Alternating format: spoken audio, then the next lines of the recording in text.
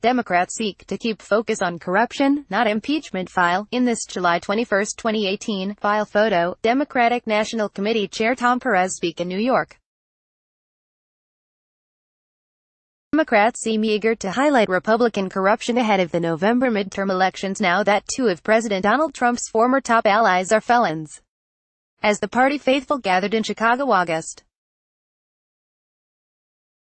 22 for the Democratic National Committee's summer meeting, Perez ticked off the growing list of legal troubles for Trump and other Republicans. An out-of-control situation, he said, demands that voters put up guardrails by returning Democrats to power. AP photo, Mary Altaffer, file, Chicago, AP, Democrats aren't ready to embrace the I-word.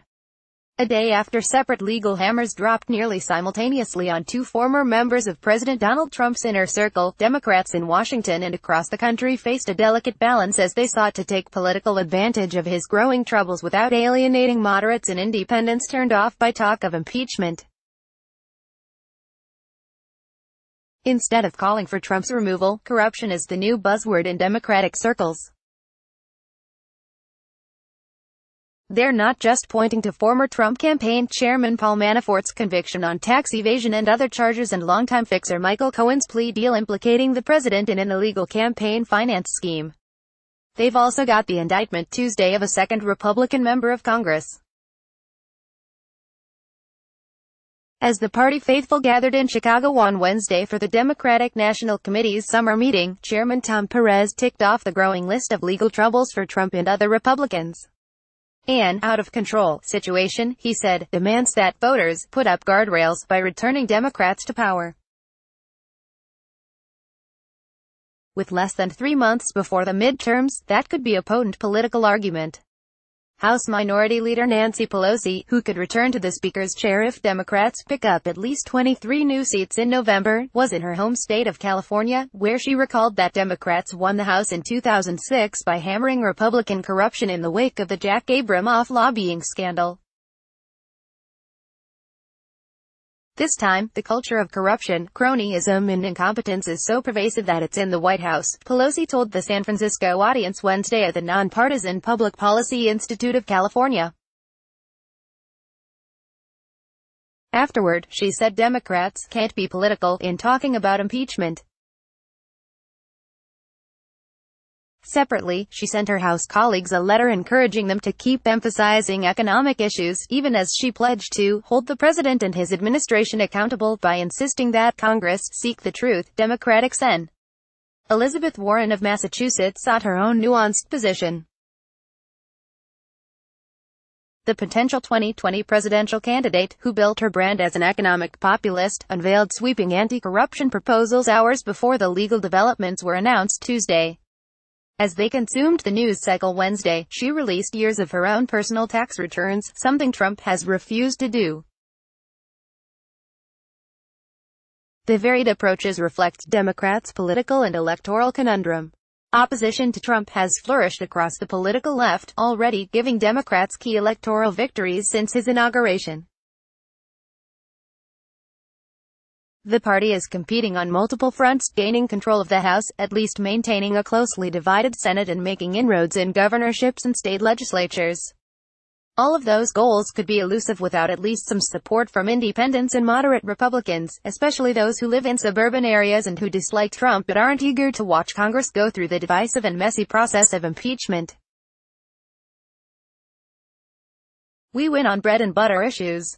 That's what people will vote on, said Minnesota Democratic Chairman Ken Martin, who counts 4 competitive House races in his state. Martin noted Hillary Clinton's decision in 2016 to focus most of her paid advertising on Trump's negatives. "We see how that worked out," he said. In Ohio, a presidential battleground that Trump won by nearly 10 percentage points, state Democratic Chairman David Pepper argued Democrats have momentum by running on local issues, even if they can be traced back to Washington. Good candidates don't get sucked into the daily vortex of Washington, Pepper said. We've spent months telling Ohio voters that these Republicans have voted to take away their health care protections for pre-existing conditions and now they want to take away Medicaid expansion. Why deviate from that to talk about something no one in Ohio controls? Of course, in some elections, localizing the argument could mean embracing a discussion about Trump and corruption.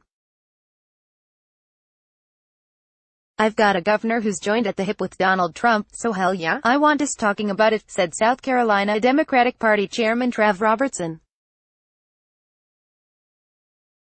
He was referring to Henry McMaster, who endorsed Trump in the GOP presidential primary and then accepted the president's help in a tough gubernatorial runoff this year. Zach Petcanas, a Democratic operative and frequent Trump critic on cable television, offered another reason for Democrats to be cautious: voters aren't ready for impeachment. Voters are tuning in for the big things in the investigation, he said. And there will be more of those. Democrats should advocate protecting the investigation and finding the truth. But you can't be seen as prejudging. It's worth noting that, for now, progressive activists aren't necessarily looking to punish Democrats who don't push impeachment. Emily Phelps, a spokeswoman for Indivisible, noted that the grassroots group first endorsed the notion of impeachment proceedings when Trump fired James Comey as FBI director. But our ultimate goal is not just to take down Trump, she said, but to take down the forces that allowed him to rise. And, to be successful, we have to win elections and derail Trump's agenda in Congress to diminish his power. Associated Press writers Juliette Williams in San Francisco and Lisa Moscaro in Washington contributed to this report. Follow Barrow on Twitter at https://twitter.com/Bill Barrow app. Copyright 2018 The Associated Press. All rights reserved. This material may not be published, broadcast, written or redistributed.